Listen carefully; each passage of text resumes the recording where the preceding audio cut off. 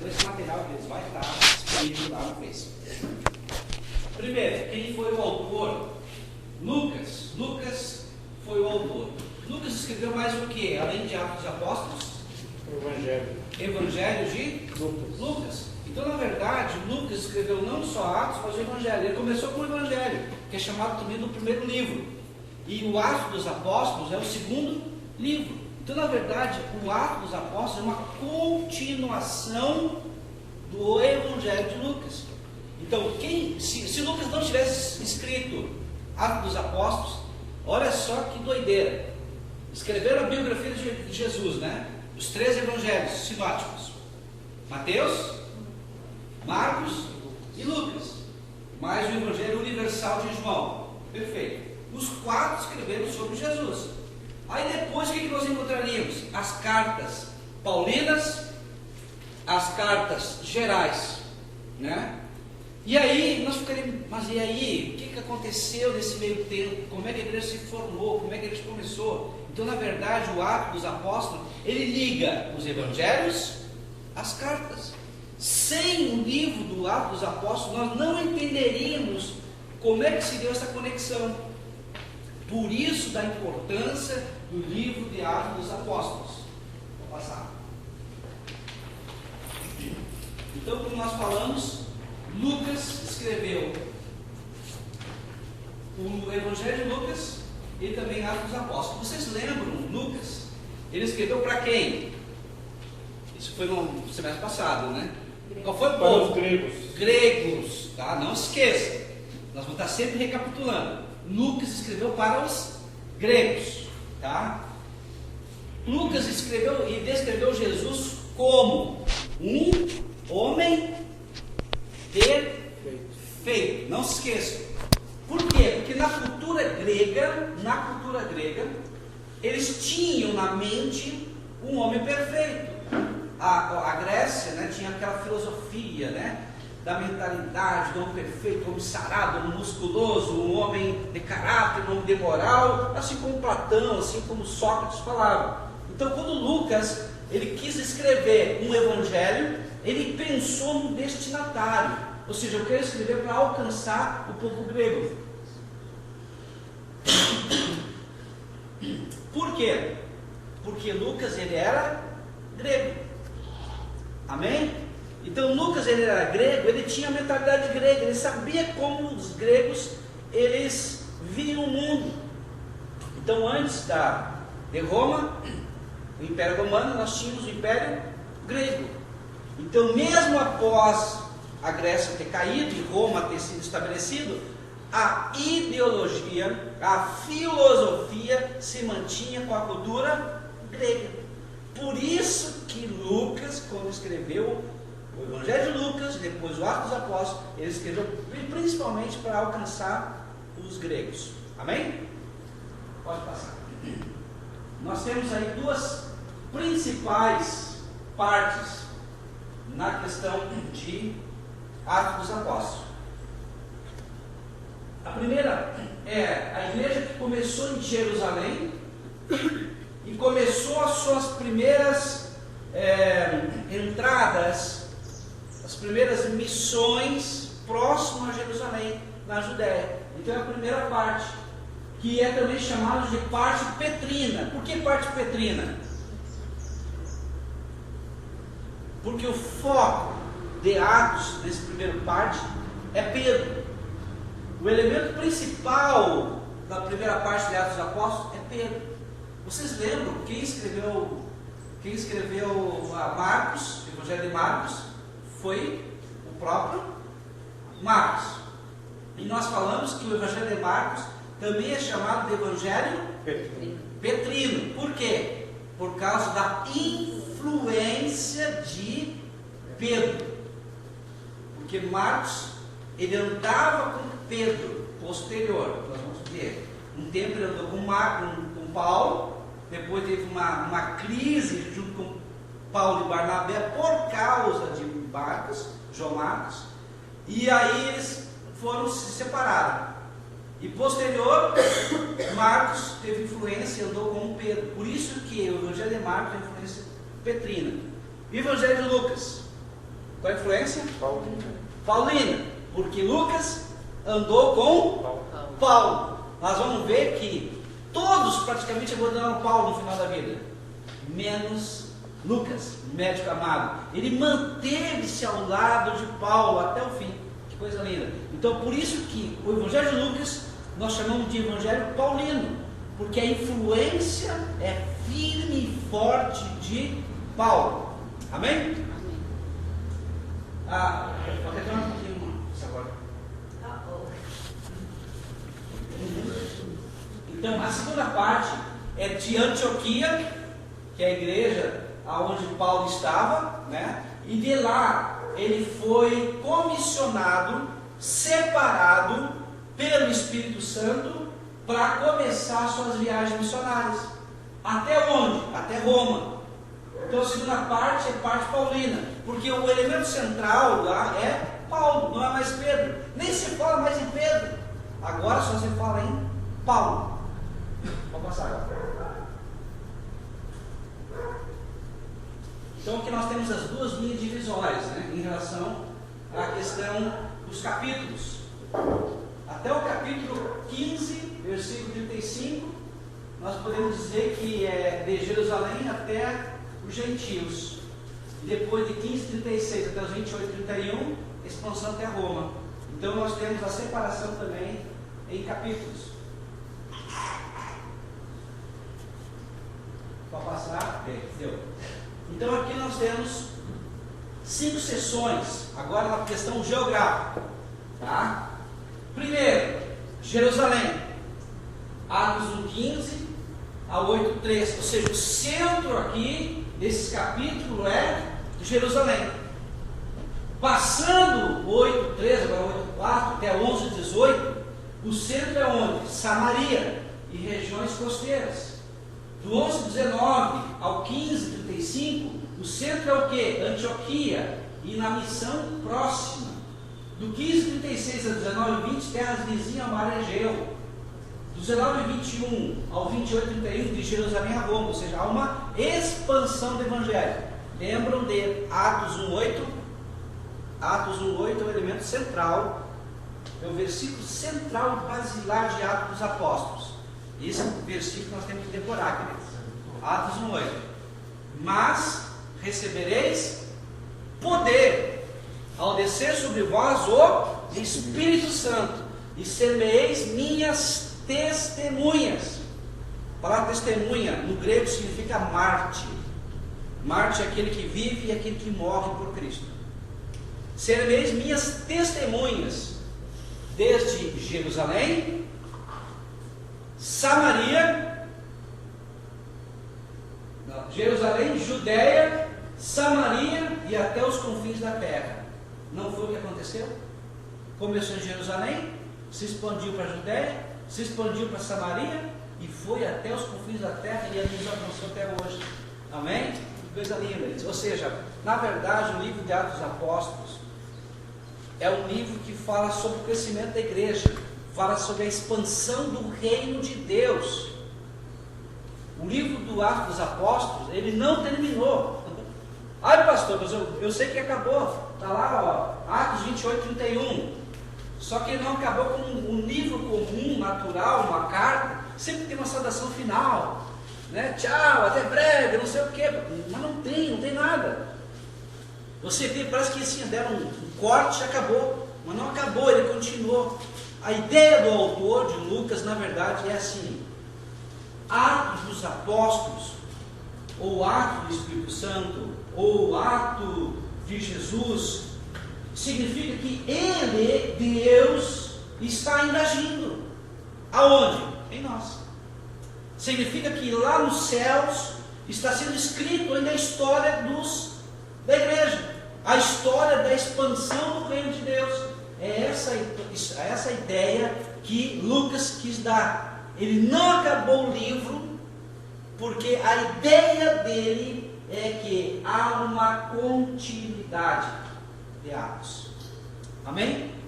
Deu para entender? Vamos adiante. Vou passar. Aonde foi escrito? Olha, nós não sabemos com certeza, mas o mais provável que tenha sido escrito em Roma, embora que alguns falem, né, que pode ter sido escrito em Éfeso ou Antioquia, tá? Mas o mais provável é que tenha sido escrito em Roma, tá? Atos dos Apóstolos. Pode passar.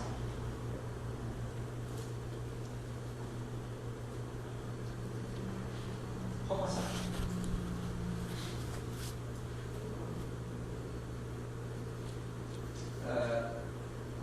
Bueno, por que o autor escreveu praticamente o Atos dos Apóstolos na terceira pessoa do plural? Ele sempre escreveu nós. Por quê? Porque ele estava junto. Sim. Vamos supor assim,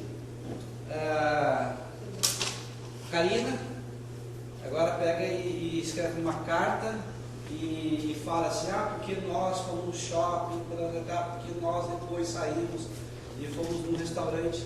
Ou seja, a Karina, ela está junto, não é? Então, no momento que a gente coloca nós estamos incluídos naquela ação.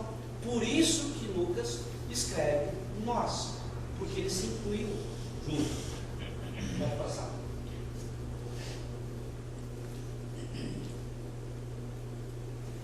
Então nós temos aí uma divisão do livro de Atos. A primeira divisão é a da igreja primitiva, ou seja, da comunidade primitiva. E essa comunidade primitiva, a igreja primitiva, qual é o foco? Onde que ela foi criada? Onde que ela se constituiu? Em qual cidade? Jerusalém. Então a igreja primitiva teve o foco em Jerusalém. Lembro lá em Atos capítulo 2 que fala tudo era comum, havia divisão, havia alegria, dividiam seus bens, ninguém passava fome, eles tinham assim alegria, todas as outras comunidades, os povos, por mais que não participassem, mas eles tinham apreço, eles tinham desejo de estar junto, porque viam como eles se comportavam.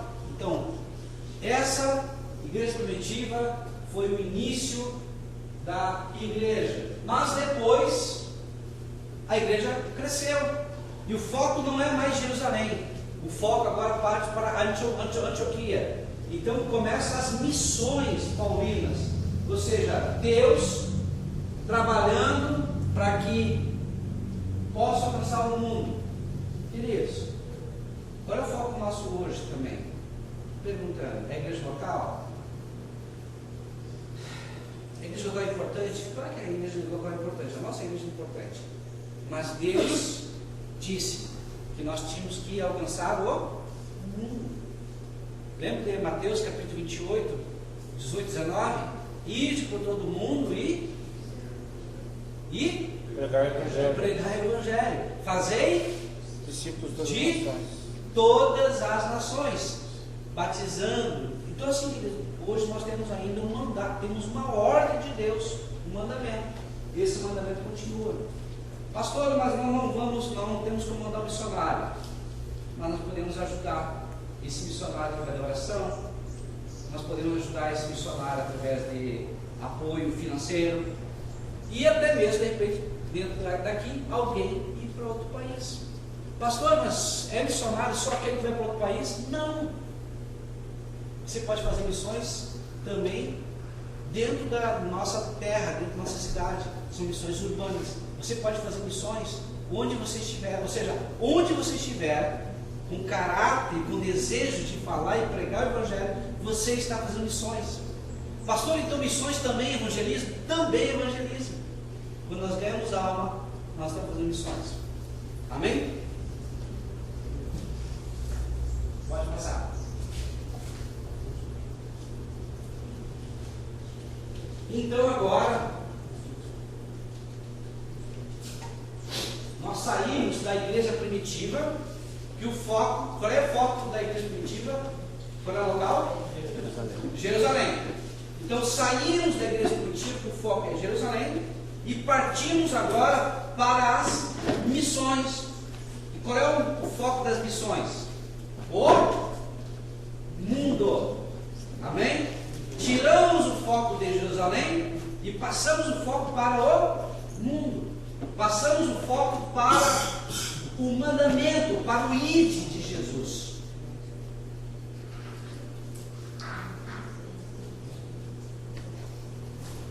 Amém? Então aí, queridos, o que acontece? Pedro agora vai inclusive numa casa de um centurião romano. O que é essa palavra centurião romano? O que significa? Lembram? Sabem? Centurião romano? Comandava 100 homens.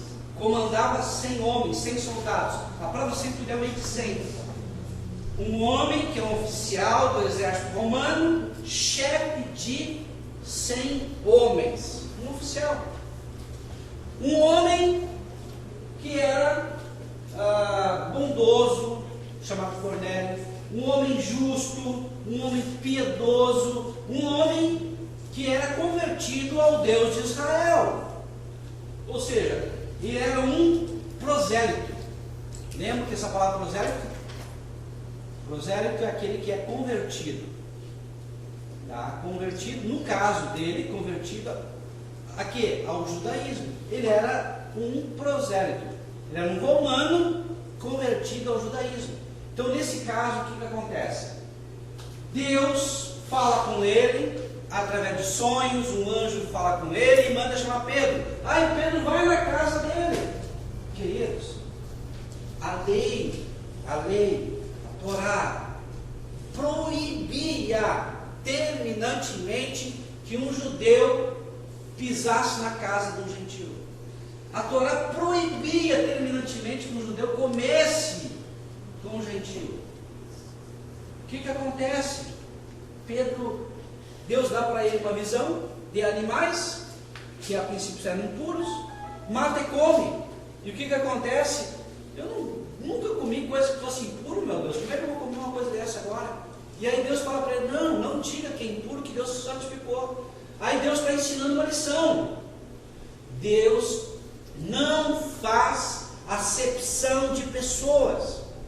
Pedro, acorda, vai para onde eu te mandar. E aí Pedro cai a ficha e acaba entrando na casa do Cornélio. Eles estavam desejosos. Cornélio acaba chamando todos os seus familiares, seus amigos, uma multidão de pessoas dentro da casa de Cornélio.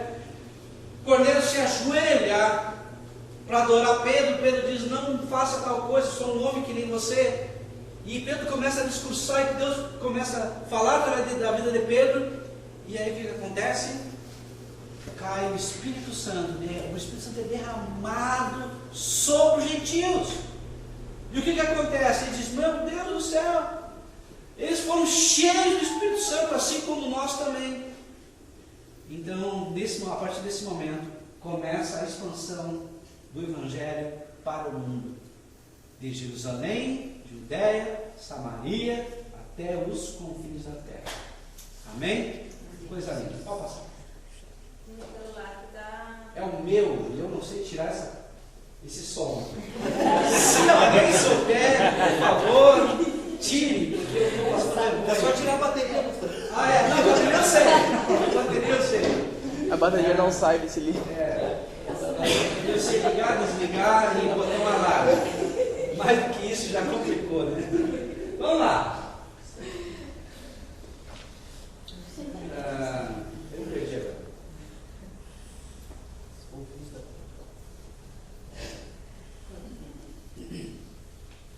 Bueno, aí o que acontece agora? Tá? Paulo, ele já está indo para vários lugares, ele já está fazendo assim, cada um. O que é a juventude, né? Por isso que é importante, sabe? É importante aliar duas coisas: a experiência das pessoas mais maduras com a juventude, com a força, com a criatividade, dinamismo dos jovens. Quando nós conseguimos isso, meu Deus do céu, a pessoa vai para frente. Ai, pastor, traz para a Bíblia. Muito fácil. Paulo se aliava com quem? Timóteo, que era novo. Entende? Tito, E assim por diante. Então Paulo, além de ter pessoas também maduras, ele tinha pessoas jovens. O que é isso?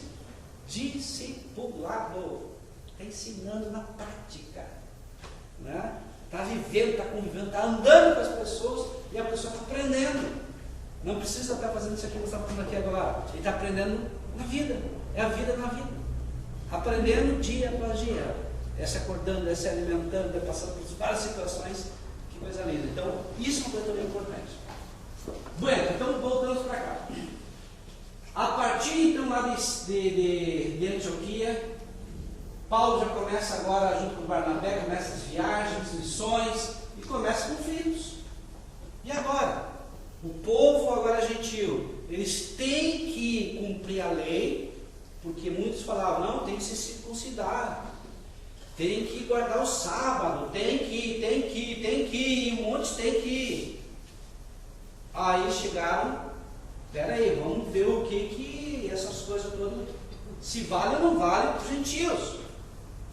Aí fizeram um concílio, uma reunião, onde Tiago, não mais Tiago, irmão de João, porque Tiago, irmão de João, foi decapitado por Herodes. Tiago, irmão de Jesus, ele era o líder, o pastor de uma pequena igreja lá em Jerusalém, segundo os historiadores, em torno de 120 mil cristãos. Pequeno.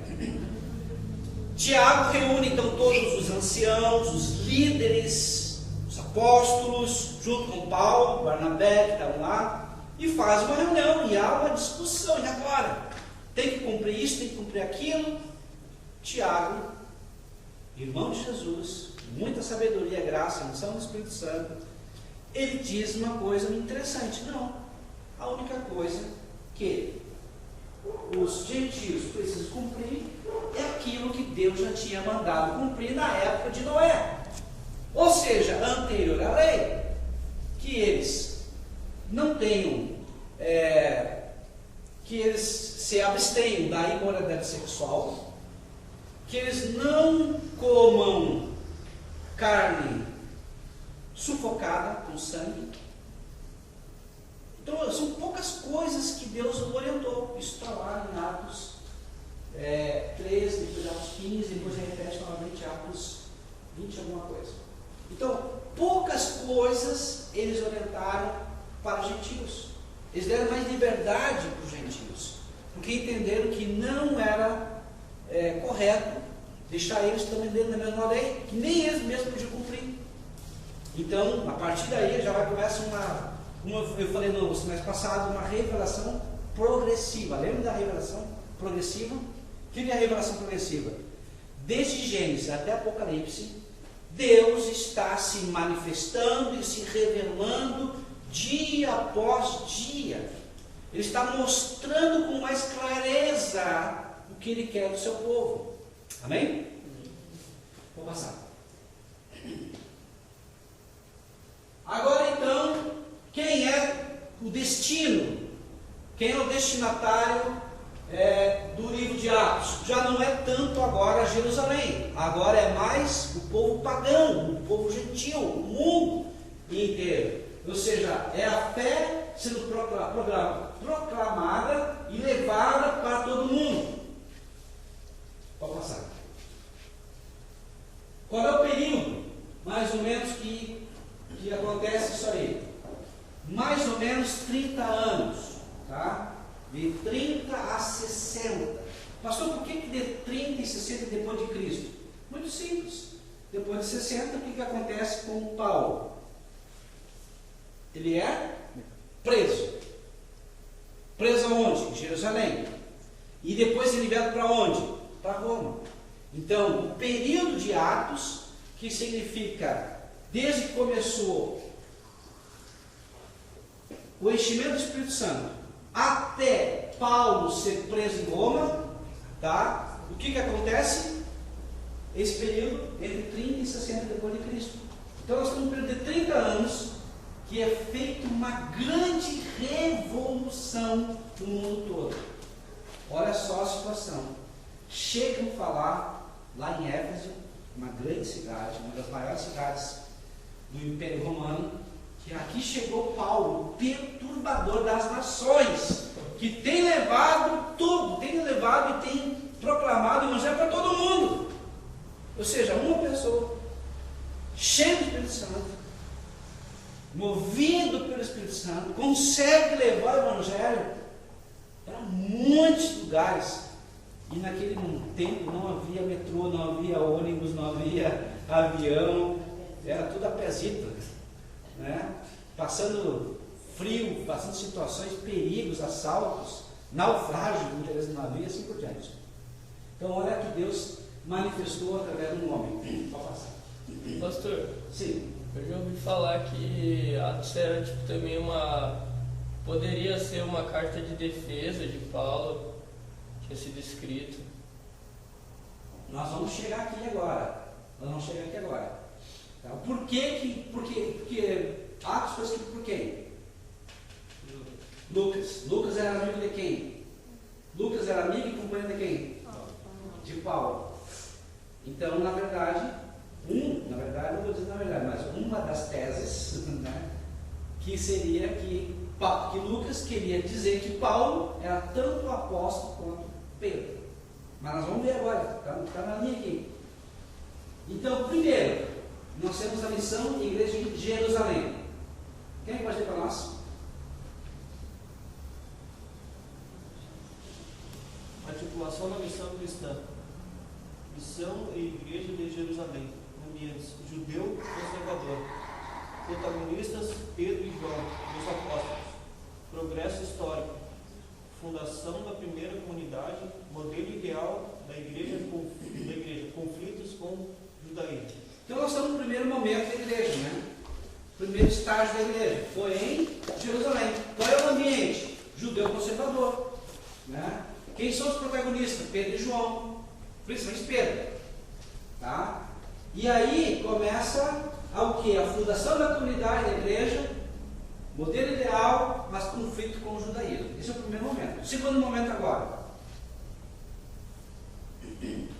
Articulação da missão cristã.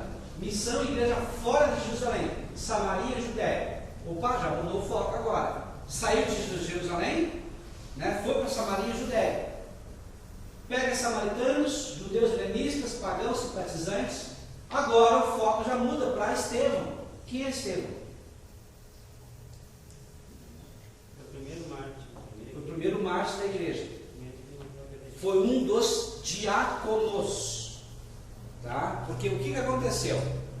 Os apóstolos, os 12 apóstolos, porque 12 apóstolos, não eram 11, já que Judas Iscariote morreu, mas eles depois elegeram um, né? Eles fizeram lá uma reunião e estabeleceram uma pessoa para ficar no meio de Judas Iscariotes. O homem estabeleceu. Aí o que aconteceu? Eles começaram a trabalhar na igreja e começaram a ver que não dava certo. Eles também serviam a mesa, também trabalhavam. E eles não podiam mais orar, não podiam mais se preparar a palavra, a pregação. Ou seja, a parte espiritual estava ficando em segundo plano, conflitante. O que aconteceu então? Eles oraram e Deus deu uma estratégia. Elejam homens cheios do Espírito Santo, com graça, submissos, né, comprometidos, e que eles vão servir a mesa. E escolheram 7 pessoas. Entre essas 7 pessoas estava Estevão. E a palavra de Deus diz que Estevão era tão cheio do Espírito Santo, tão cheio de poder, tão cheio de autoridade, que ele orava e realizava milagres, realizava sinais, maravilhas. Deus usava Estevão para fazer a obra de Deus. Então, aí sai agora o foco de Jerusalém, vai para Estevão, Filipe e Pedro, porque Pedro sai de Jerusalém. Por que Pedro sai de Jerusalém? Porque estava sendo perseguido, ele foi preso, ele estava com uma sentença de morte decretada para a vida dele. Então ele sai de Jerusalém e vai para Samaria. É um período de transição de Jerusalém para Samaria. É um período de superação da lei judaica, onde a lei judaica começa, a igreja começa a ver que algumas coisas são próprios dos judeus e outras não. Algumas coisas a igreja pode e deve cumprir, outros não. Pode passar. Aí um terceiro momento agora. Nós temos missão e igreja fora da Palestina. já na Ásia e na Grécia. Judeus e pagãos da diáspora. O que é diáspora? Diáspora, fuga, saída. Tá? Então, missão e judeus e pagãos da diáspora e do mundo grego. O que acontece? Os cristãos em Jerusalém começam a ser perseguidos. E o que eles fazem? Eles vão para o mundo todo. Queridos, olha só, me veio aqui na mente agora. Quando Deus fez o homem, quando Deus ele destruiu a terra através do dilúvio, o que ele disse para Noé? Crescei e multiplicai-vos e enchei a terra. O que significa encher a terra? Noé, não fica só num lugar, vai avançando, vai povoando, vai buscando novos territórios. O que o povo fez? Se reuniu num território só. Aonde? Babel. Fez o quê? Uma cidade. E também o quê? Uma torre. Para quê? Para o seu nome ser conhecido. Entende? Totalmente o contrário. Ficaram lá. O que Deus fez? Confundiu as línguas. O que aconteceu? Não mais entendiam, não mais conversavam entre si. E aí, forçadamente, eles foram obrigados a se espalhar pela terra. Coisa linda, né? Em Babel, as línguas foram confundidas. Em Pentecoste, o povo falou uma só língua, que é a língua espiritual, a língua dos anjos. A partir dali, Deus também disse: eu estou dando poder, mas esse poder não é para colocar como uma medalha. Esse poder é para ser testemunha, é para falar para o povo, é para evangelizar. Esse poder é para ser usado primeiro agora em Jerusalém, depois na Judéia, Samaria e até os confins da terra. O que o povo fez? Ai, como é bom essa igreja, essa comunidade em Jerusalém, como é bom ficar com os apóstolos, como é bom viver em harmonia. O que Deus fez? Mandou perseguição, muitos foram mortos, presos. E aí o que tiveram que fazer? Cumprir a missão, o ide, na força. Não foi pelo bem, foi pelo mal. Mas o projeto de Deus, o propósito de Deus foi cumprido. Amém? Amém. Pastor, isso foi só no passado? Não. Isso é para agora também. Se você tem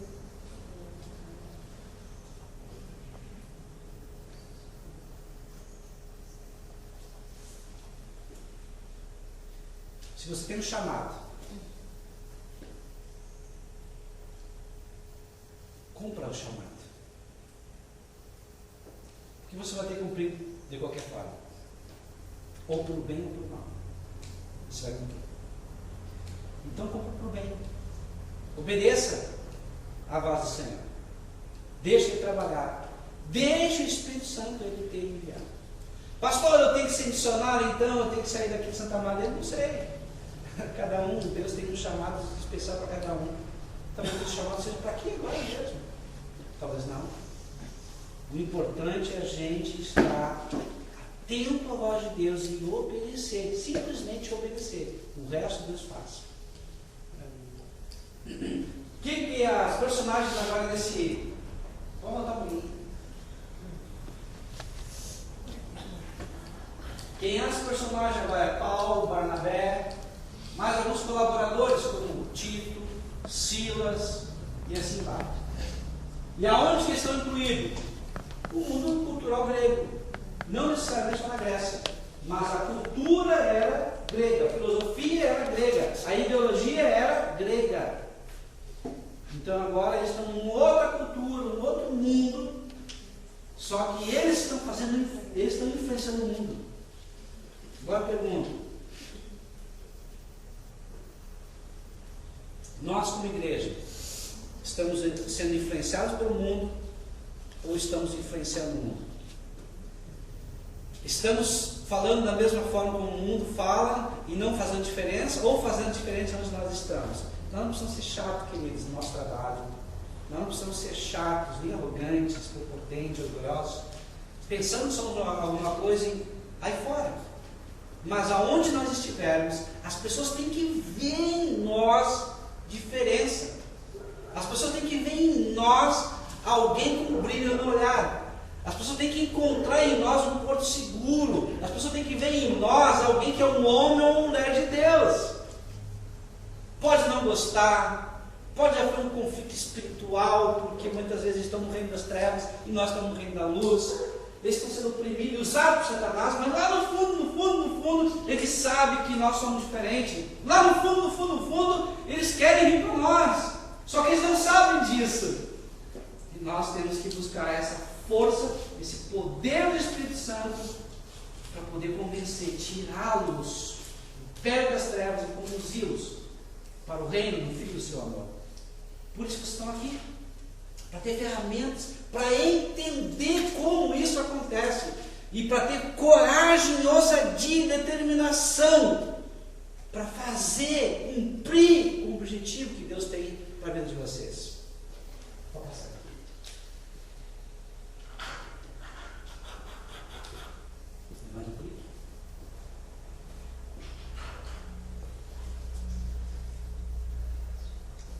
Quem pode ler para nós? De acordo com alguns estudiosos do Novo Testamento, o tema do livro não é Atos dos Apóstolos, pois nós não temos os Atos dos Apóstolos registrados nessa obra, mas apenas os Atos dos Apóstolos Pedro e Paulo. Amém. Então, essa seria uma posição teológica de alguns teólogos. Vamos adiante. Passa.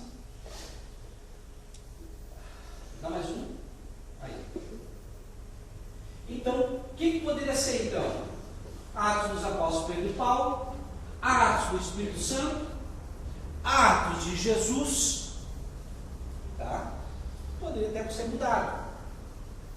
Agora, aí entra o que o Gabriel falou, tá? Há quem acredite que o propósito do livro é mostrar que Paulo era tanto apóstolo quanto Pedro. Vamos ver a comparação entre eles?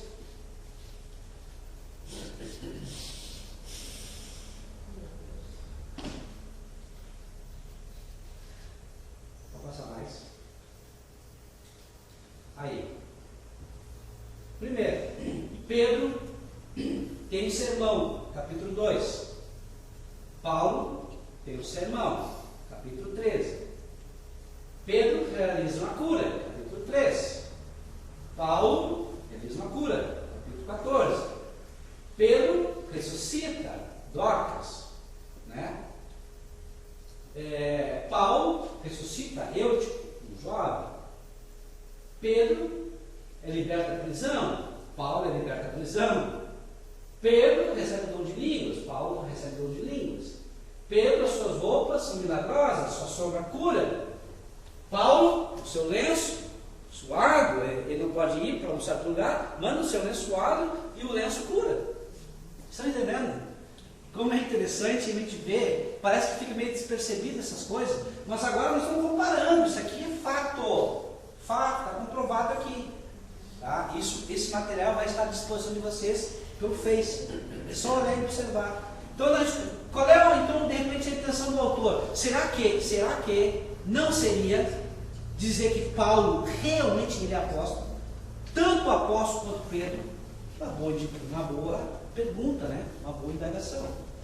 Vou passar.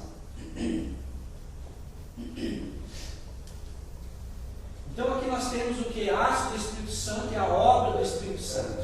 Amém? Queridos, eu vejo assim, ó, o Espírito Santo, ele está permeado, ele está sempre atuando e atuante no livro de Atos. O Espírito Santo é derramado no Pentecostes. O Espírito Santo, ele dá poder para os apóstolos e milagres. O Espírito Santo separa Paulo e Barnabé para a missão. O Espírito Santo fala com eles, dá sonhos para a vida deles. dá orientação, conduz a igreja. Então, realmente, isso poderia ser ato do Espírito Santo. Jesus, ato de Jesus. Jesus é Ele que derrama o Espírito Santo sobre o povo. 120 pessoas que estão lá no cenáculo. Jesus aparece para Paulo. Diz: Paulo, por que tu me persegues? Jesus, ele está na prisão com Paulo e acaricia Paulo e diz: Paulo, não tenhas medo de falar, eu estou contigo. É necessário que você, assim como tu fez hoje, tu agora também possa trazer mensagem para pequenos e para grandes, para ricos e para pobres, para reis e pessoas especiais. Eu estou contigo. Que coisa linda. Então tu vê também Jesus operando na vida de Paulo, de Pedro, e operando a igreja, crescendo, fazendo a igreja crescer. Então o Espírito Santo também está entre os judeus, entre os samaritanos, porque ele batiza os judeus, enche os judeus, enche os samaritanos com dons também, enche os gentios, e o evangelho vai crescendo. O que é o evangelho? Boas novas. Que boas novas? Boas novas da salvação. Ou seja, nós sabemos que Deus cura, Deus liberta, Deus reina, um dia Ele vai voltar. Nós sabemos que o evangelho é completo. Deus está aqui. E Deus usa seres humanos. E Ele não mudou. E nem mudará, porque Deus não tem sombra de variação.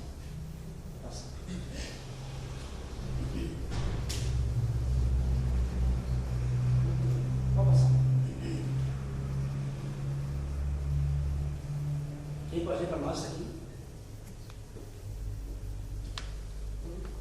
O nome do escritor é Lucas. Paulo se refere a ele como médico amado que estava com ele em prisão, cuidando dele. Colossenses 4,14, 2 Timóteo 4,11. Amém. Então Lucas é o médico amado, aquele que estava junto com Paulo na prisão. A última carta de Paulo é a carta de Timóteo, 2 Timóteo 4,11. E ele fala que todos o abandonaram, exceto Lucas. Então Lucas era alguém que foi até o fim com Paulo. Muitos que estavam junto com Paulo abandonaram ele, menos Lucas. O que nós podemos aprender com isso? Aquele que perseverar até o fim, esse será salvo.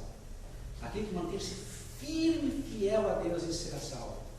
Filhos, eu não sei o que vai acontecer no futuro, se nós vamos ser arrebatados antes, espero, na tribulação. Mas vamos supor que porventura nós tenhamos que passar a tribulação. Ou pelo menos a metade da tribulação, ou toda a tribulação se tiver que passar, vamos supor. Imagine o caos, imagine a situação, imagine tudo que nós tiver que passar. E a Bíblia diz: aquele que perseverar até o fim, esse será salvo. A palavra de Deus também diz que o amor de muitos se esfriaria. A palavra de Deus diz que se não fosse a graça, a misericórdia de Deus, ninguém seria salvo. Se Deus não abreviasse essa palavra, se Deus não abreviasse o tempo, ninguém seria salvo. Poxa vida, ninguém, nem eu, nem você. Ninguém. É forte, né, isso? É muito forte. Então hoje, mais do que nunca, nós temos que manter a nossa consciência bem firme e forte, que independentemente dos fatos, das circunstâncias, se nós temos dinheiro, se não temos dinheiro, se a coisa está boa, se a coisa está ruim, eu não vou deixar o Senhor. Entende? Independentemente, agora nós estamos sendo treinados, nós estamos sendo preparados para quando tiver uma luta realmente forte, nós mantermos firmes em Jesus. Talvez alguém pense: pastor, mas eu não vou nunca abandonar o Senhor. Não cometa o mesmo erro que Pedro. Senhor, os outros podem te abandonar, mas eu jamais vou te abandonar. Pedro, eu orei, intercedi ao Pai. que Satanás quer te peneirar como peneira trigo. Nessa mesma noite, antes que o galo cante 3 vezes, tu me negarás e fugirás, me abandonarás. Acontecer. Então a gente precisa ter isso bem claro em nossa mente, em nosso coração. Deus me fortalece, porque eu quero permanecer fiel até o fim. Não importa o que vai acontecer, eu não vou me desviar, eu vou ficar agarrado em Ti, eu quero permanecer fiel até o fim. É isso que nós temos que fazer. Amém? Vou passar.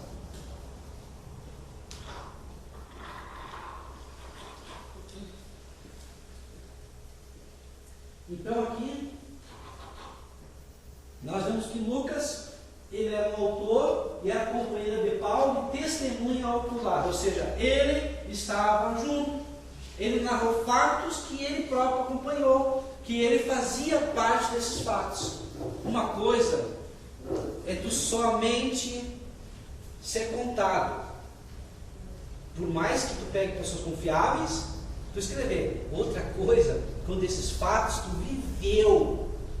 Lucas viveu isso. Ele sofreu na pele a pressão, a opressão, a glória, a alegria e a tristeza também do Evangelho, porque ele foi fluído junto com Paulo, ele esteve junto com Paulo em todos os momentos. Então isso é uma coisa assim, que realmente traz uma graça, porque nós sabemos que ele estava junto, ele estava escrevendo algo que serve para nós hoje, ou seja, para que nós mantenhamos a nossa fé, não venhamos a deixar a nossa fé enfraquecer. Amém? Vamos adiante. Notas gerais. Então o livro de Atos dos Apóstolos pode se dividir em 3 partes. O Senhor operando em Jerusalém, como nós já falamos. O Senhor operando na Judéia e Samaria. Tá? O Senhor operando até os confins da terra. Então o livro de Atos dos Apóstolos é a ponte, isso é uma palavra interessante, a ponte entre os evangelhos e as cartas do Novo Testamento. Como falei antes, lá no início, se nós não tivéssemos Atos dos Apóstolos, nós ficaremos com uma lacuna, um espaço vazio, sem poder compreender bem o porquê dos evangelhos e as cartas, e não saber de porquê, de onde que surgiu as 7 igrejas da Ásia. Como é que começou, como é que saiu a igreja lá de Jerusalém e foi parar no resto do mundo? Então por isso que Atos dos Apóstolos é importante. Ele faz a conexão, a ponte entre os evangelhos e as cartas. Amém? Vou passar. Então o versículo chave desse livro é Atos 1:8. Vamos repetir? Atos 1:8. Mas recebereis poder. Recebereis poder. Ao descer sobre vós. Ao descer sobre O vós. Espírito Santo. O Espírito Santo. E ser-me-eis. E ser-me-eis. Minhas testemunhas. Minhas testemunhas. Tem mais? Jerusalém, Samaria e até os confins da terra. O que representa para ti hoje Jerusalém? Prometido. Sim, também. Mas vamos trazer para a nossa realidade. Vamos trazer para a aplicação pessoal. Jerusalém é tua família, tua casa. Amém? Amém. O que representa Samaria? Judéia e Samaria? Trabalho, Teus vizinhos, local de trabalho. teus familiares, local de trabalho.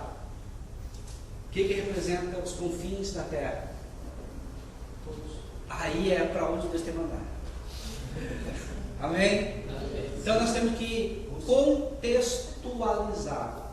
Temos que entender o que significa essa palavra hoje.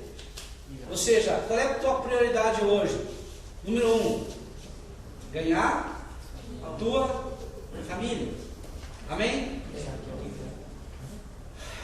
Pastor, eu posso de repente ganhar primeiro meus familiares, amigos, e depois minha família? Até pode. Até pode. A gente sabe que nem sempre a gente ganha a família. Ou a família, às vezes, na prática, vem em primeiro lugar, ou consiga vir em primeiro lugar. Mas, a tua prioridade, a tua oração não é a tua família, nem a tua casa. Como diz 1 Timóteo 5:8, quem não cuida dos seus é pior que o infiel negou a fé. Quem não cuida da sua família, quem não prega para a sua família, quem não consolida a sua família, quem não ama realmente como deve ser amado a sua família, é pior que infiel. Então, queridos, nós temos que ter esse objetivo bem claro nas nossas mentes. As nossas orações, o nosso amor, o cuidado, tem que ser centrado na nossa família. Pastor, meu pai é difícil, está complicado, eu estou ganhando vizinho, eu estou ganhando amigo. Amém. Mas uma hora vai chegar a família. Precisamos entender isso. Vai chegar a nossa família. Amém? Pode passar.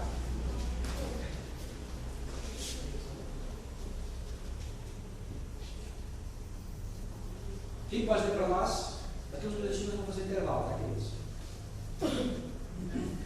O livro de Atos dos Apóstolos nos ajuda a entender vários temas da fé cristã, como um movimento que começou entre Jesus e os judeus, centralizado no Messias judaico, baseado nas escrituras judaicas, se tornou uma religião não judaica no mundo inteiro.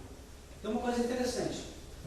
Primeiro que uma religião que começou em Jerusalém, começou entre os judeus, fortemente judaica no início, o Messias judaico, como é que ela se tornou agora uma religião mundial? Se não tiver um livro de Atos, nós não podemos responder essa pergunta. Pode passar. Quem pode ler para nós?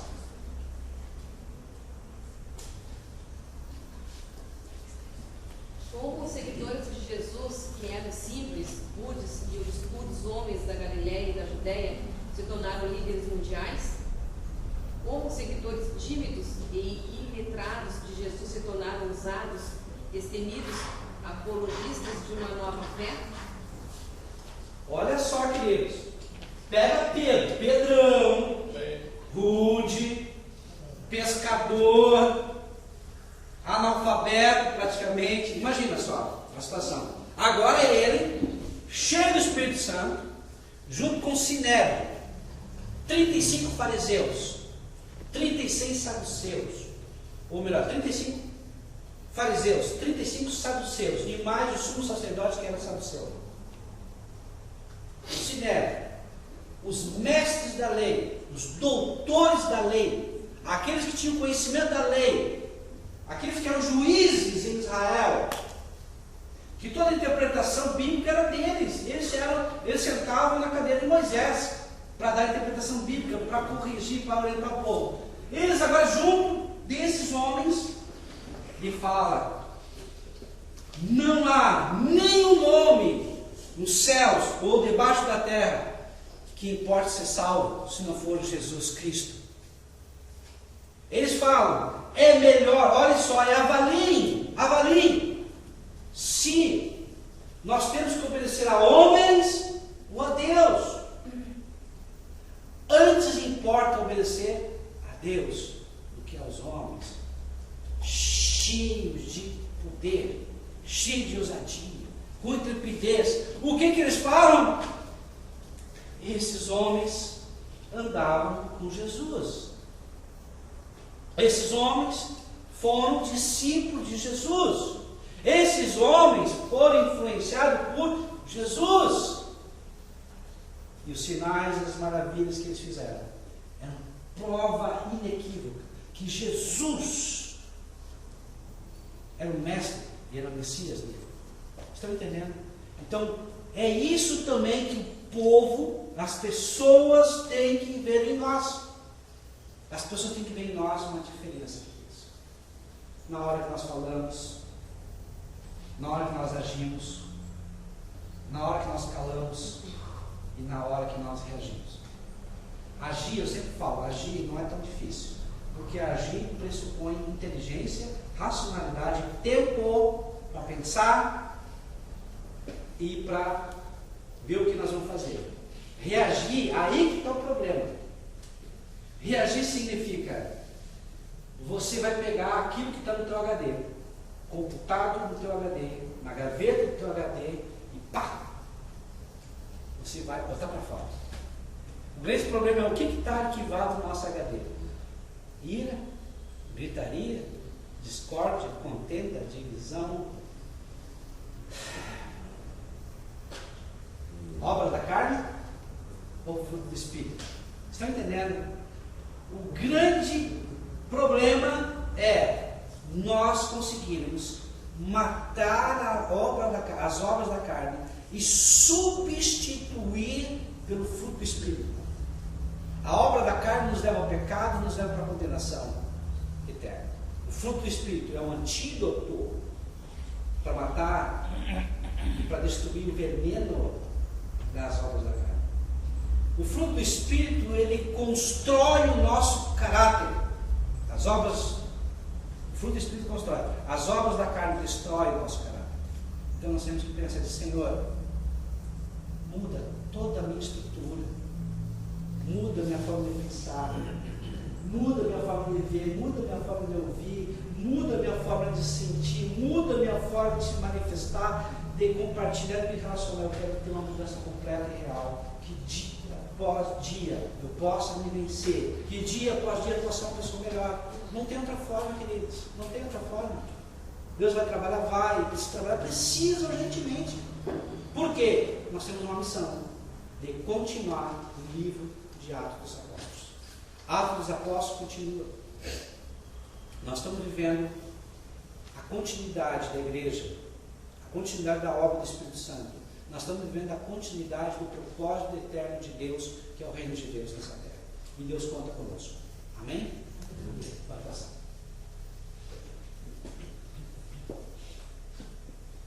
Quem pode ler? Como a igreja de Jesus se tornou tão grande e forte, como os cristãos conseguiram impactar o mundo. Nesse livro, os dois personagens principais são Pedro e Paulo. Amém. Então, olha só, como é que a igreja de Jesus se tornou tão grande e forte? Quem pode falar?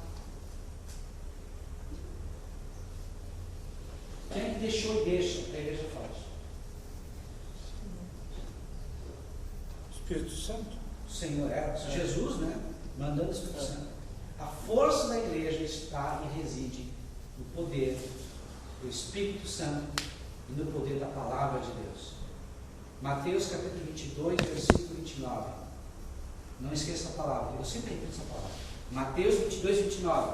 Errais, e errar significa pecais, porque pecado é errar logo. Errais, porque não conheceis as Escrituras, nem o poder de Deus. Nós pecamos desconhecendo os mandamentos de Deus, as ordenanças de Deus para a nossa vida, e desconhecendo o poder de Deus. Eu sempre brinco e falo, várias vezes. Uma vez perguntaram para A.W. Tozer, um grande pregador norte-americano, e perguntaram para ele: pastor, o que é mais importante? As Escrituras ou o poder de Deus? E ele, um mestre da palavra, um rabino, né, vamos dizer assim, antigamente, o próprio Jesus respondeu com uma nova pergunta: o que é mais importante para o passarinho? Asa direita ou asa esquerda? As duas asas são importantes. Se tiver só uma asa, ele voa? Voa? Não, tem que ter as duas asas. Mas se tiver uma asa maior que a outra, ele vai voar? Até vai voar, mas vai voar capenga, vai voar muito mal, vai voar sem estabilidade, entendeu?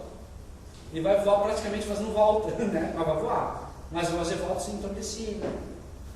Se as duas asas equilibradas, vai voar? Vai. Porque a aerodinâmica dele é para isso. As duas asas firmes e fortes iguais, com a mesma força. Por isso que a igreja, firmada somente na palavra, ela é falha. Ela tem uma tendência muito forte para legalismo, apontar o dedo e julgar as pessoas. Por isso que uma igreja centrada somente no poder de Deus é uma igreja fácil de se manipular, inclusive até pode ser manipulado por espíritos enganadores, porque em vez de profecia pode vir um espírito de engano. Por quê? Porque não tem paz na palavra. Por isso que nós precisamos das duas coisas: o poder assim, cheio do Espírito Santo, para ter essa ousadia, para levar a palavra com ousadia, com coragem, junto com a palavra de Deus. E é isso que faz a diferença, e é assim que Deus quer. Amém? Deu para entender, né? Então não podemos desperdiçar nenhum nem outro. Quando estiver pronto, me avisa, tá, agora? Pedro e Paulo, então, são as figuras fundamentais no livro de Atos. Mas vários outros nomes merecem destaque: Estevão, Filipe, Barnabé e muitos outros. Agora temos para casa, anota, tá, queridos? É um trabalho, e esse trabalho vai valer nota, tá? Esse trabalho vai valer nota. Nós vamos incluir na nota. Vocês vão escrever, tá? Fazer um trabalho de pelo menos 3 páginas, tá? Sobre Pedro, Paulo, Filipe e Estevão. Pedro, Paulo, Filipe e Estevão. Amém? Vocês vão falar sobre esses homens de Deus. O que Deus fez através deles. E aí depois nós vamos fazer um grande debate para a próxima aula. Então domingo que vem, tá? Nós vamos fazer um debate sobre esses homens. Amém? Pastor, então estudem. Pastor, tá? Isso aí é para entregar. Não, eu digo, mas é revisão bibliográfica? Não, é... Ou a gente tem que escrever de si mesmo, por si mesmo? Tem que ler alguma coisa antes? Não, é a Bíblia. Tá. Lê a Bíblia, você pode pegar alguma coisa da internet, tá. Mas só não copie e cola, tá? Não copie e cola, tá? Nós vamos conversar sobre isso, já estou aqui, tá? Tá? Fala sobre Pedro, fala sobre Paulo, fala sobre Filipe, fala sobre Estevão. Nós vamos assim, ó, conversar, vamos debater. Barnabé não. Barnabé. Se quiser falar sobre Barnabé, pode falar também sobre Barnabé. Mas assim, o importante, queridos, é que nós venhamos a entender o papel de cada um deles, como Deus usou eles, para quê? Para que nós venhamos aprender. É só por nota? Não é por nota. Nota, para mim, no meu ponto de vista, o que menos importa é a nota. O que mais importa é vocês aprenderem. E nós aprendemos realmente quando a gente faz. Quando a gente vai atrás, quando a gente estuda. Amém? Amém.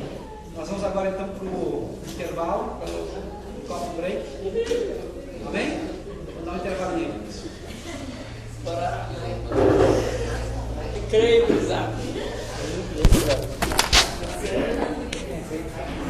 Muitas coisas, cara.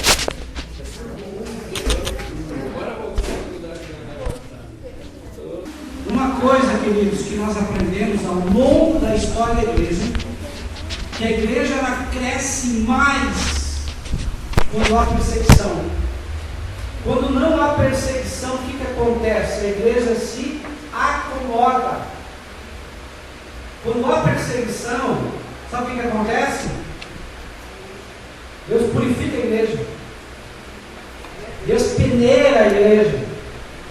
Os que não são comprometidos, os que não são aliançados, esses fogem. Os que vêm somente atrás da bênção, fogem. Mas aqueles que são comprometidos, eles permanecem. E aqueles que permanecem, dão frutos. Amém? Estão entendendo? Por isso que às vezes Deus permite as lutas, as dificuldades. Porque está peneirando a igreja. Aqueles que são deles vão permanecer. Então ele mostra quais são as dificuldades que acontecem. Primeiro, dificuldades financeiras. Não acontecem em nossas vidas dificuldades financeiras? Nem tudo é o diabo. Às vezes somos nós, às vezes o diabo está num cartão de crédito. Então nós vamos quebrar o diabo. Amém? Estão entendendo? Às vezes é o espírito de consumo. Nós queremos dar um passo maior com a perna. Nós não entendemos a questão da administração financeira, não aplicamos como bons mordomos esses recursos. Então nem tudo é o diabo. Mas a igreja também passa por problemas financeiros. Às vezes as dificuldades são raciais.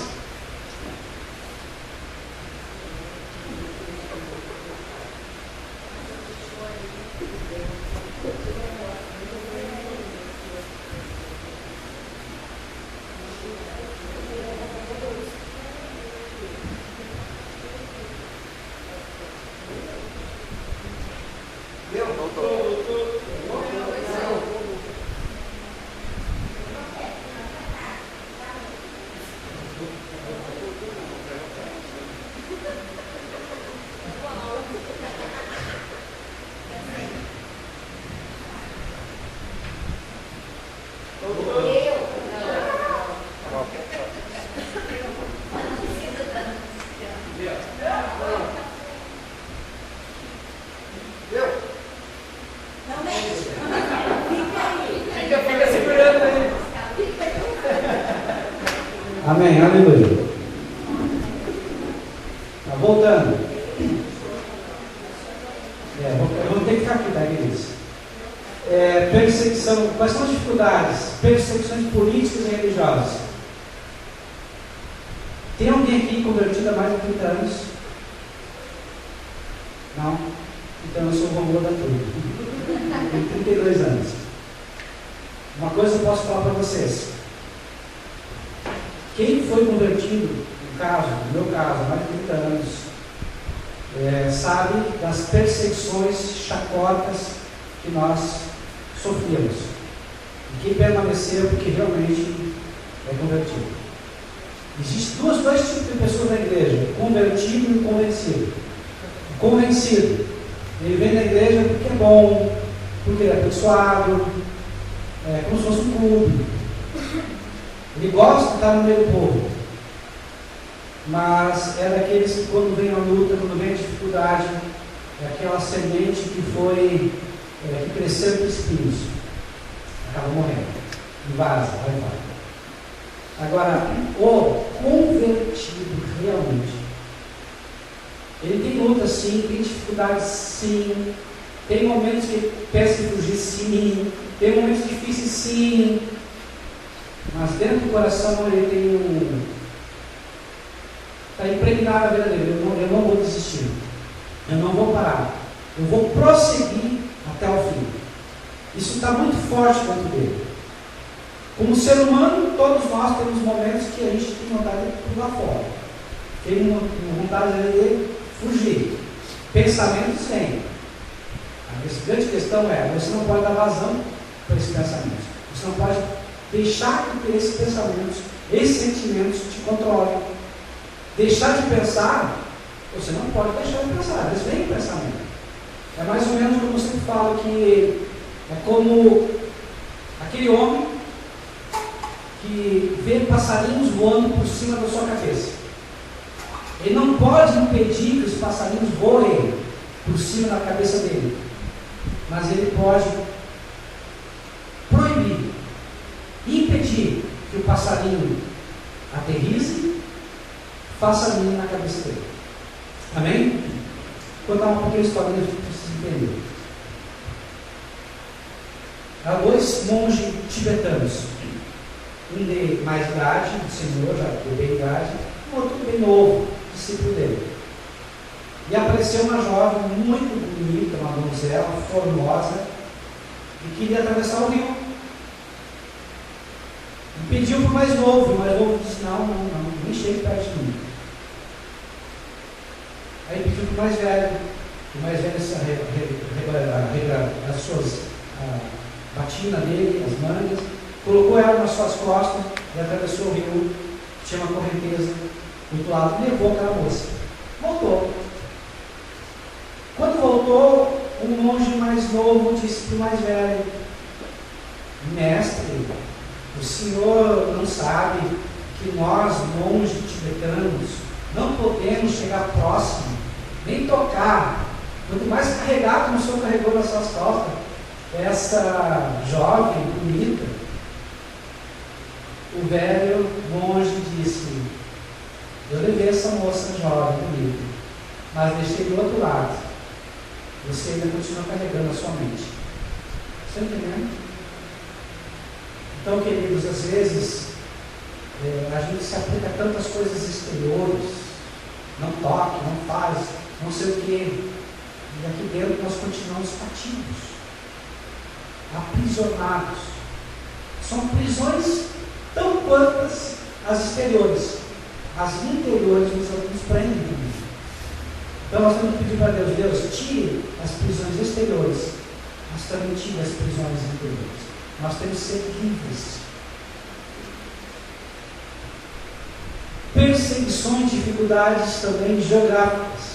Queridos, eles tinham que andar a pé, a cavalo, eles eles tinham que andar de navios, e os navios eram a vela, não tinha motor.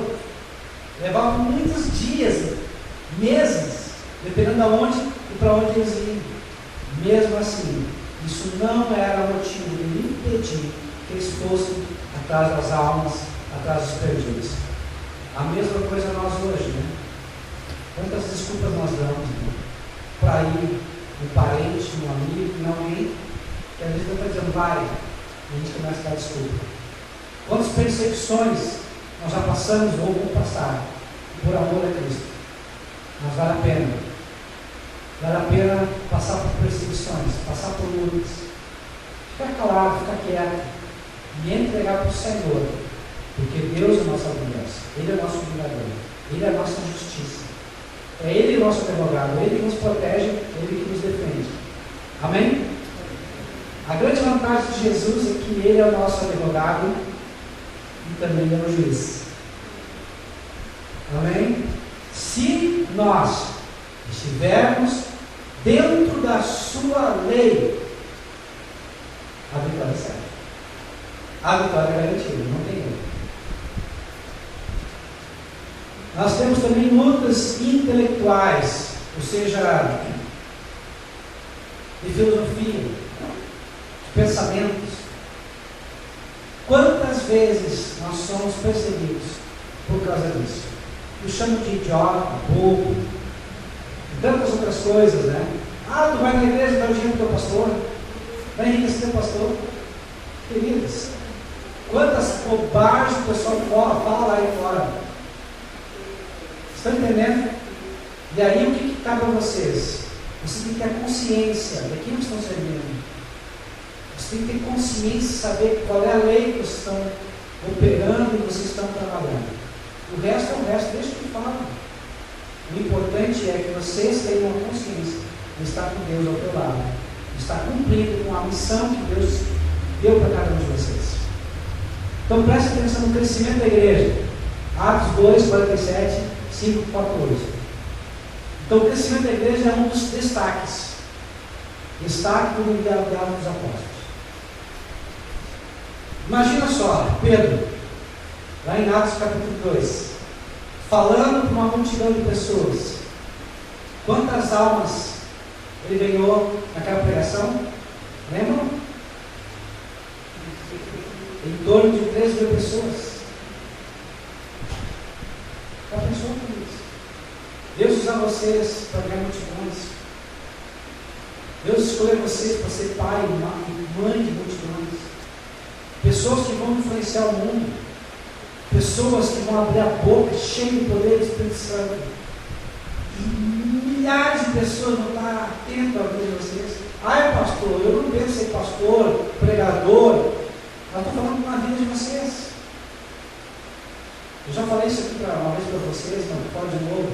Um dia perguntaram para o senhor de idade: quantas almas o senhor ganhou? Uns falaram: eu ganhei 10 almas, 20 almas, 50 almas, 100 almas. E aquele senhor já avançado de idade disse: nenhuma alma. Só uma alma? Você já é velho. Quantos anos você tem de cristão? 60 e poucos anos de cristão. Tá, mas quem é que o senhor ganhou? Billy Graham. Ele cumpriu com a missão dele. Porque Billy Graham ganhou milhões de pessoas para Cristo. Está me entendendo? Então, às vezes, nós desmerecemos as pessoas por causa da quantidade.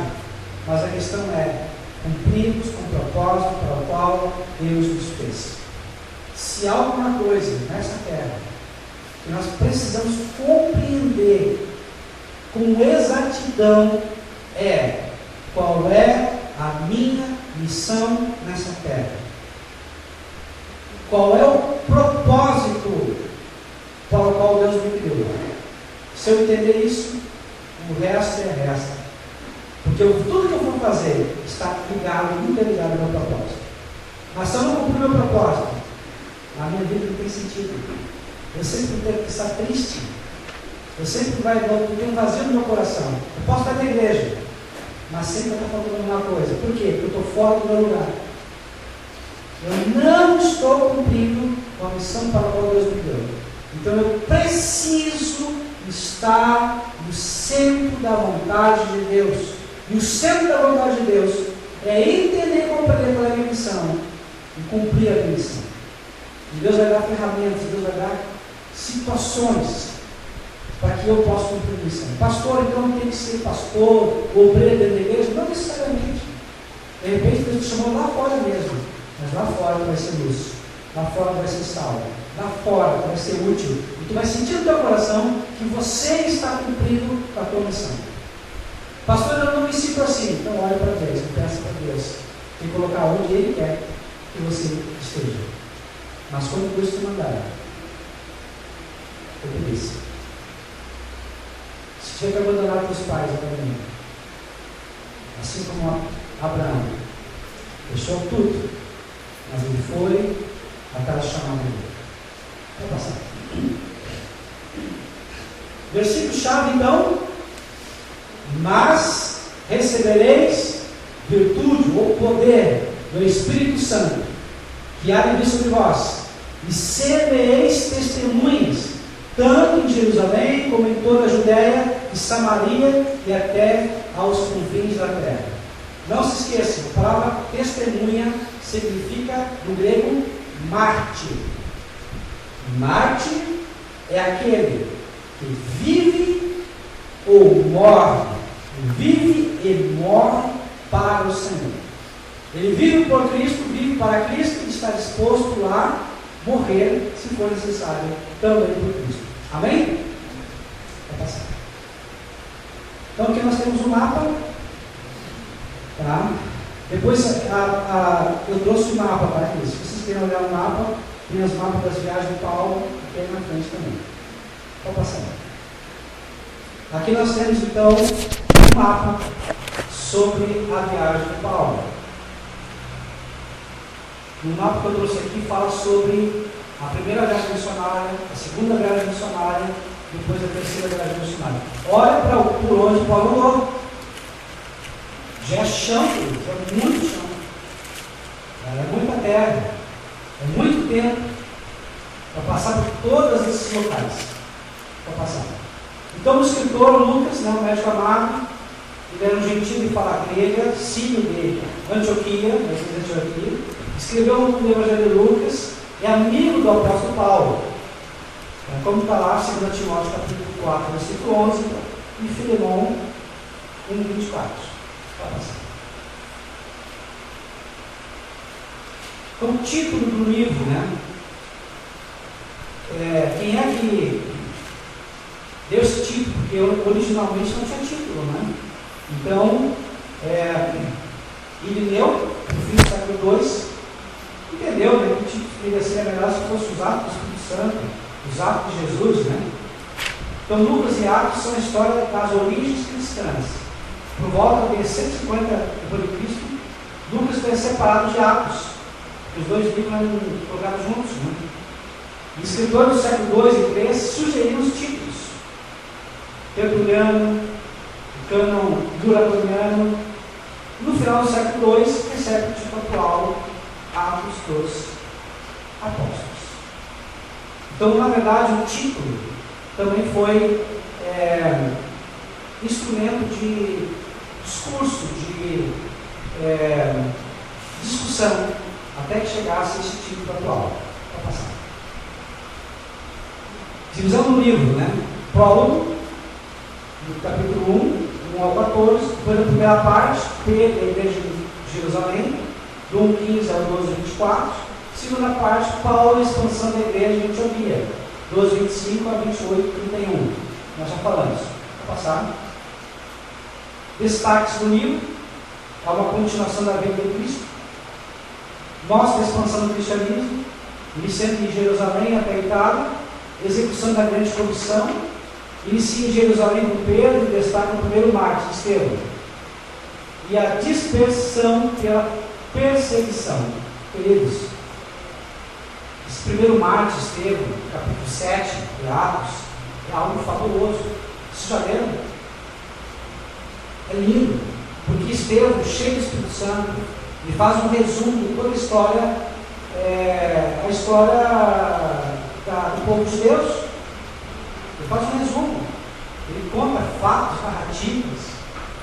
E aí, por fim, ele acaba fazendo o quê? Ele acaba mostrando que é necessário sofrer e que ele deveria morrer, mas que hoje ele está nos céus junto com o Pai, à direita do Pai. Pode passar. Fala sobre a conversão de Paulo, Atos capítulo 9.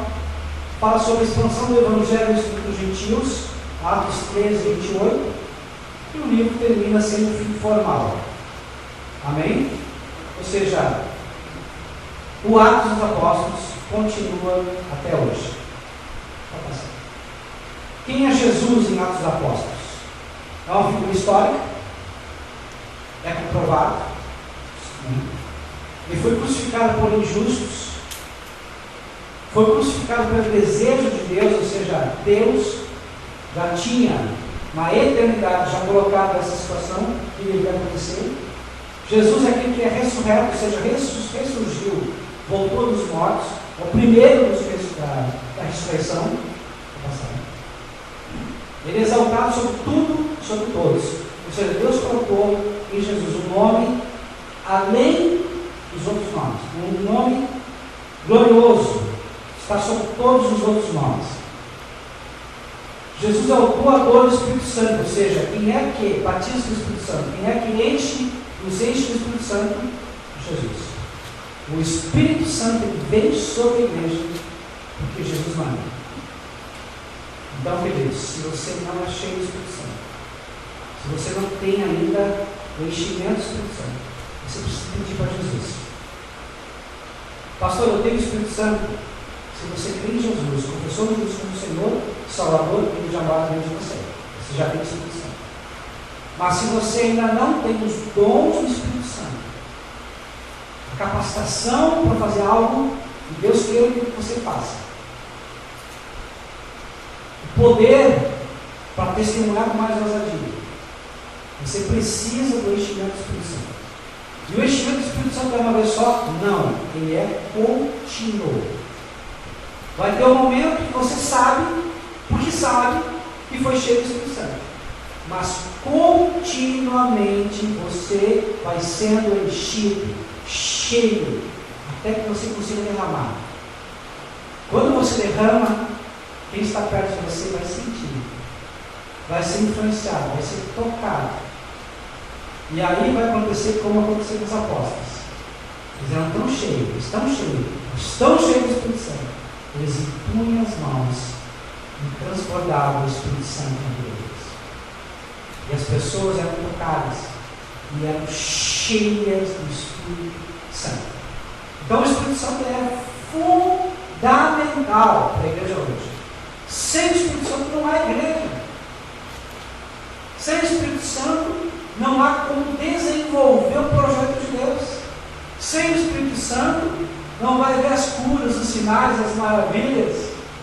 Sem o Espírito Santo não vai haver conversão, porque é o Espírito Santo que convence o homem da justiça, do pecado e do juízo. Sem o Espírito Santo não há intercessão. Romanos 8, 28. Porque Ele intercede por nós com gemidos, 8, 26. Porque intercede por nós com gemidos inexprimíveis. Você está entendendo? O Espírito Santo que nos conduz a Jesus. Jesus nos conduz ao Pai. João 14,6. Eu sou o caminho, a verdade e a vida. Ninguém vem ao Pai senão por mim. Então, nós precisamos de Jesus. Nós precisamos do Espírito Santo. E nós precisamos do Pai. Porque quando nós estamos cheios do Espírito Santo, cheios de Jesus, o Pai vem e coloca sobre nós um dom maior, o dom supremo. 1 Coríntios capítulo 13, que é o amor. E quando nós amamos, não precisa dizer que ama. As pessoas sentem o amor. Você transmite o amor. Você olha, cheio do amor. Mas você só consegue fazer isso quando está cheio do Espírito Santo. Sem o Espírito Santo, nós somos terríveis. Andamos na carne, insuportáveis, chatos de galocha. Nem nós nos aguentamos. Mas cheio do Espírito Santo, Nós temos um amor que tudo sofre, tudo crê, tudo suporta, tudo espera.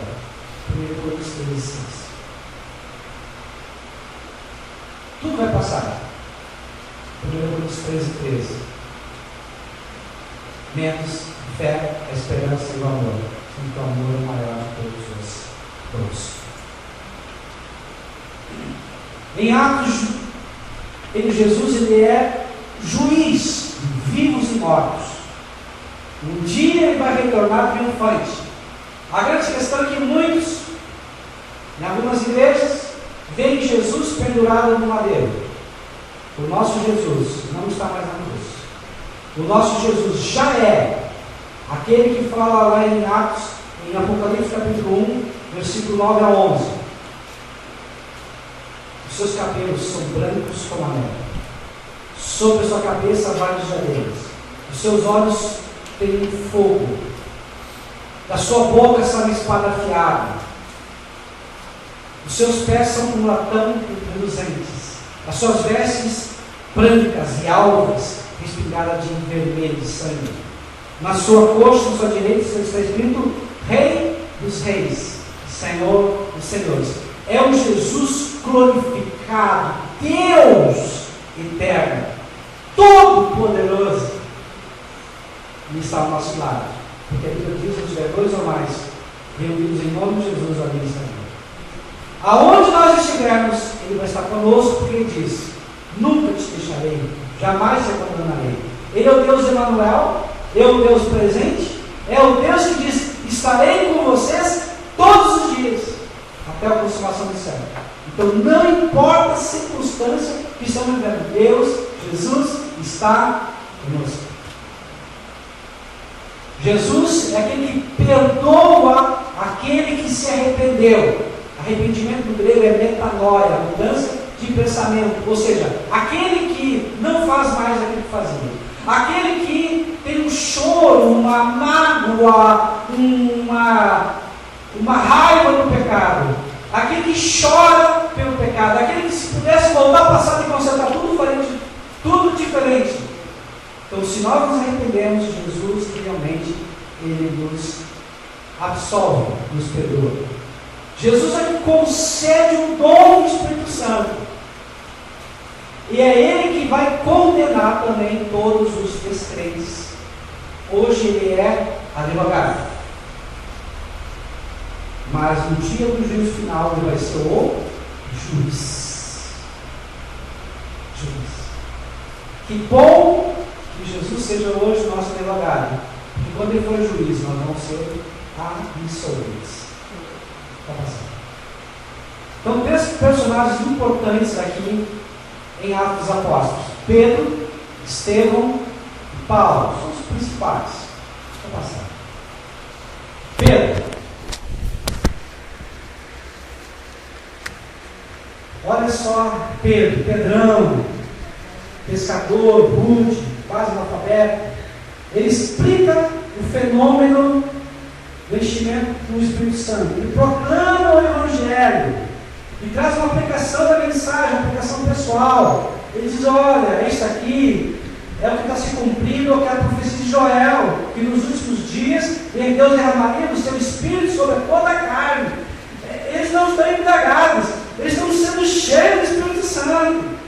Por isso que vocês estão ouvindo na sua língua mãe, materna. Vocês estão ouvindo na sua língua de onde vocês vieram, seja de Roma, seja da Macedônia, seja da Síria, da onde vocês vieram, vocês estão ouvindo eles na sua língua materna, porque Deus colocou o que nós chamamos de glossalia, ou o fenômeno de falar em línguas, em povos diferentes da nossa. Pastor, isso pode acontecer hoje? Queridos, eu já li homens de Deus falando que Deus dá esse dom. Quando ele coloca a planta do pé naquele território, ele não sabe falar, mas Deus concede a ele falar aquela língua do povo estranho. Se ele vai lá na Itália, fala italiano. Se ele vai na França, fala francês. Aí sempre, não, onde Deus manda. Se ele vai para o conta própria, não acontece nada, mas Deus mandou, ele acaba falando uma língua diferente. Isso é para alguns, sim, porque Deus dispõe. Até hoje ainda acontece. Já ouvi muitos relatos sobre isso. Tá? mas isso é somente para aqueles que são chamados especificamente com propósito específico de missões. E não é para todos, é para alguns, raros, mas é para alguns. Nós não podemos entender os mistérios de Deus, queridos. Não podemos. Mas sabemos que Deus, como diz lá em Hebreus capítulo 13, versículo 8, Jesus é o mesmo ontem, hoje e eternamente. Deus não mudou. Todos os milagres, o seu caráter, o seu poder continuam os mesmos. Então é Ele, e para Ele são todas as coisas. Vou passar. Pedro toma a iniciativa, demonstra disposição para esclarecer. Ele fala com autoridade, ele contradiz a opinião popular do que ocorria, que eles achavam que estavam bêbados. Eles falam, mas irmãos, é a terceira hora do dia, é cedo, como é que você tem que pregar de manhã bem cedo? Entende? Não tem? É o Espírito Santo. Então ele cita a profecia do Antigo Testamento e demonstra conhecimento bíblico teológico. Para passar. Ele apresenta a pessoa da obra de Cristo. Ou seja, essa obra, esse milagre, esse sinal está acontecendo porque Jesus ordenou. Ele apresenta a soberania de Deus. Deus quis que acontecesse. Ele apresenta a ressurreição física de Jesus. Ele diz: Jesus está vivo. Nós somos testemunhas. Sabe, queridos, que alguns ateus de outras religiões podem dizer para vocês: mas como é que você sabe que Jesus está vivo? Como é que você sabe que Jesus ressuscitou? Há várias formas de responder. Vamos pegar uma forma. Uma, pelo menos. Imagine, vocês agora são discípulos de Jesus. E alguém diz: vocês são discípulos de Jesus, né? Eu sei. Vocês querem ter alguma vantagem. Vocês querem ter lucro. É uma nova religião. Quem sabe vocês ganham dinheiro por causa disso. Só que na verdade, o que vocês ganham? Perseguição, prisões e morte. Quem seria louco? Louco, só um louco barrido, de inventar uma história e permanecer até a morte por causa de uma mentira? Isso é um fato. É uma forma de pensar, é uma forma de analisar e é uma forma, inclusive, até de desdizer o que os outros disseram. Está entendendo? Se vocês inventarem uma mentira, vocês vão até a mentira até um certo ponto.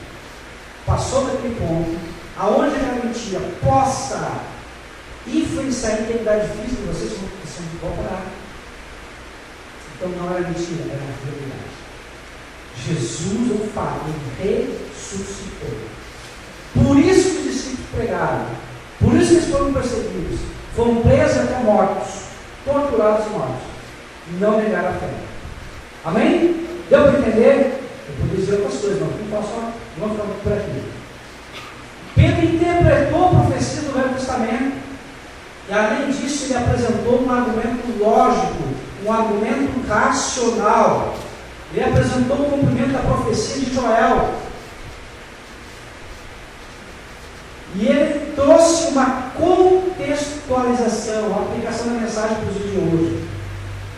Será que a profecia de Joel foi só para a igreja primitiva, como algumas igrejas dizem? Não, o derramado do Espírito Santo foi só para os tempos dos apóstolos. Hoje não temos mais o derramado do Espírito Santo. A profecia de Joel diz: olha só, nos últimos dias. Ele disse no penúltimo dia, ele disse em um único dia, ou ele falou nos últimos dias. Pastor, por que o senhor falou tanto essa? É plural. E a palavra de Deus diz que um dia é comparado a 1000 anos. 1000 anos comparado a um dia. Desde o tempo de Jesus e da descida do Espírito Santo, nós estamos vivendo os últimos dias. Então, a promessa para nós hoje, até a vinda de Jesus. Deu para entender? Eu estou falando tudo teologicamente, tudo comprovado com textos bíblicos. Eu posso até passar para vocês. Mas se vocês encontrarem, vocês vão ver. Ou coloque do Google e vocês vão encontrar referência também dos últimos dias. Pode passar. Jesus Cristo é exaltado sobre tudo e todos. O que acontece, o que ocorre a cada momento, é a ação do Espírito Santo. Então o Espírito Santo ele foi enviado por Jesus Cristo. E usa as Escrituras e mostra o senhorio de Cristo. Então, queridos, Pedro, ele mostra que Jesus ele é Senhor. Senhor, no hebraico, como é que se chama? Como é que é o nome? Adonai. No grego, alguém falou aqui, no grego ele é Kyrios. Vamos de novo. No hebraico, Senhor, com S maiúsculo, é Adonai. Ok? No grego, é o que? Kyrios. Então, Adonai no hebraico, Kyrios no grego. Senhor com S maiúsculo significa o quê? Aquele que é dono absoluto. Aquele que tem sempre a última palavra. Aquele que manda. Aquele que tem um ponto final. Aquele que é inquestionável. Isso é Senhor. Porque Senhor com S maiúsculo é Deus com D maiúsculo.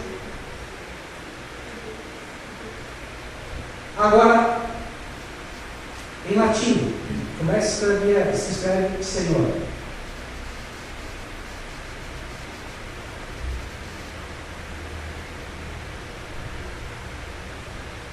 Ave.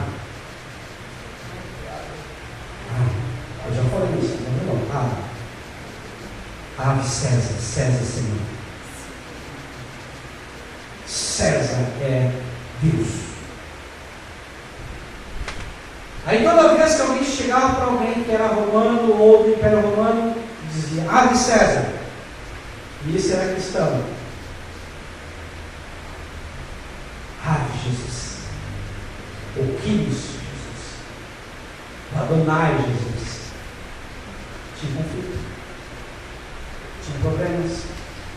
E a pessoa muitas vezes era presa, tirava todas as posses dela, ia para a prisão de um porque reconhecia que só Jesus é o Senhor.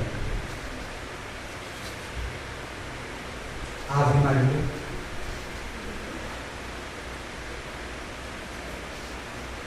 Você entendendo? Toda vez que alguém ora, Ave Maria, cheia de graça, blá blá blá blá blá, misericórdia. Eu tenho de piada. Estamos dizendo que Maria nos ignorância. Está entendendo? Me perdoe por tirar um pouquinho, mas eu tenho que falar. Saindo fora da aula, mas eu tenho que falar. Só é Ave, é Jesus. Só é Kyrios, Jesus. Só é Adonai, Jesus. Amém? Deu para entender? Não cria confusão? Vamos adiante. Jesus Cristo é exaltado sobre tudo e todos. O que ocorre naquele momento é a ação do Espírito Santo.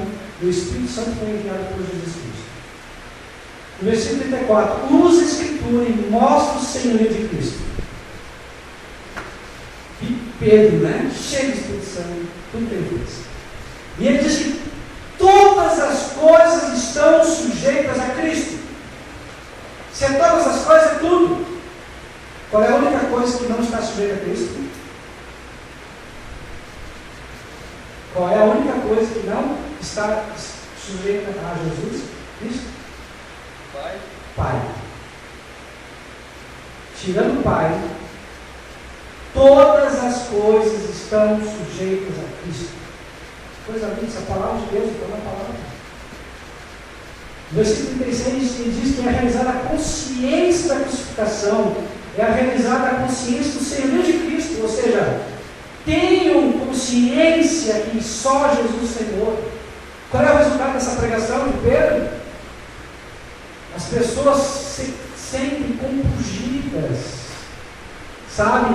Algo dentro delas assim traz uma inquietação. E agora? O que faremos? Como nos salvaremos? Há uma necessidade de direção e submissão. Eu preciso de um Salvador. A mensagem do Evangelho só é plena quando nós conseguimos entender quem realmente nós somos. Somos pecadores miseráveis precisando de um Salvador. Toda a palavra tem que trazer esse composto.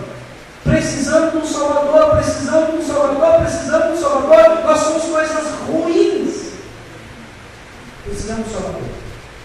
E aí, quase 3.000 convertidos. 3.000 convertidos.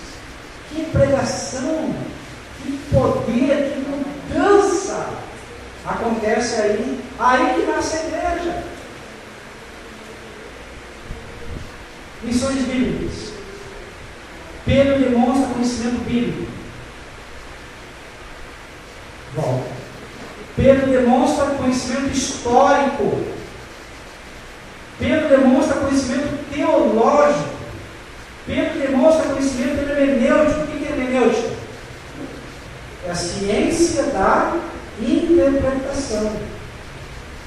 E aí nós usamos uma ferramenta que nós chamamos de exegese. Ai, pastor, que matériazinha difícil, complicada. Eu sei que é. Nós precisamos compreender e entender. Se não usarmos a hermenêutica, se não usarmos a exegese, nós não entendemos a palavra. Lembra da OICA? Observação, interpretação, correlação, aplicação. Nós temos que entender as palavras-chave. Se não entendemos o que é a palavra-chave, nós podemos até mesmo distorcer a interpretação bíblica. Muito bem.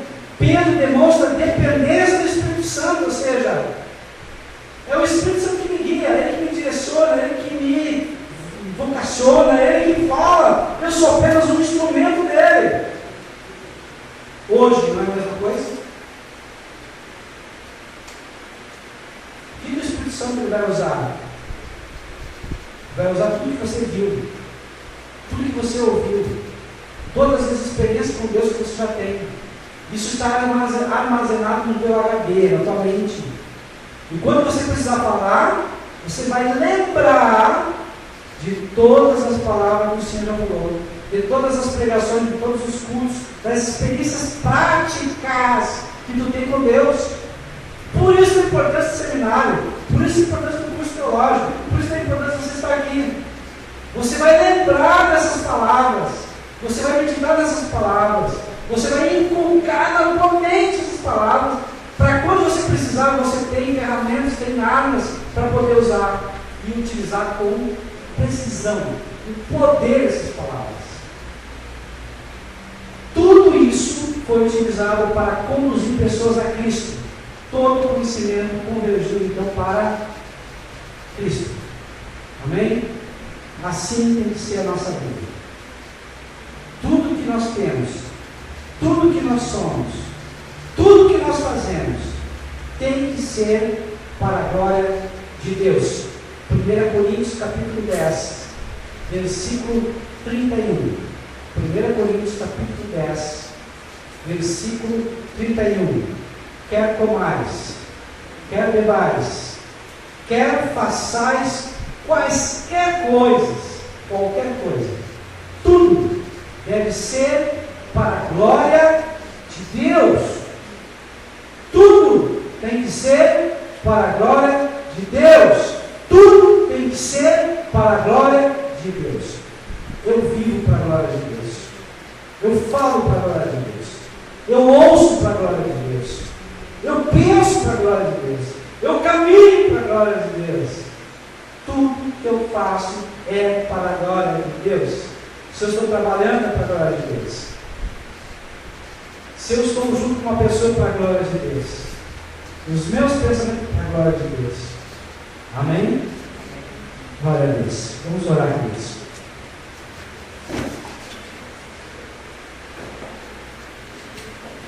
Esse material, então nós vamos deixar, a partir de amanhã, já vai estar à disposição de vocês. Tá? Então eu vou pegar aqui o Lucas, Gelson, Elias, Ricardo, e vou também adicionar. Tá? Amém? Vamos ter ideia agora. Vamos seguir para aprender a aula de hoje. Amém? Amém. Então não esqueçam, semana que vem, trago já esse trabalhinho, né? Sobre Pedro, sobre Paulo, Trago, e nós vamos fazer uma mesa redonda e nós vamos debater. Ok? Bem preparados. Tá bom? Pastor, o senhor é ruim. Não, eu sou bom. É pro bem de vocês, queridos. É pro bem de vocês. É para vocês aprenderem realmente. Ah? Amém. Você não está muito bem na prova, então você não está afiado para a prova. Eu ia falar que eu acho melhor aprender mais que na prova. Mas assim. com certeza que vocês estudando, lendo, correndo atrás, eu coloquei um vídeo, na verdade um vídeo dividido em duas partes, sobre Atos dos Apóstolos. Se vocês virem esse vídeo é real, esse vídeo ele é tal qual está na Bíblia, em Atos dos Apóstolos. Porque ele mostra a cena e coloca assim no ladinho a passagem bíblica. Então é perfeito, vocês vão gravar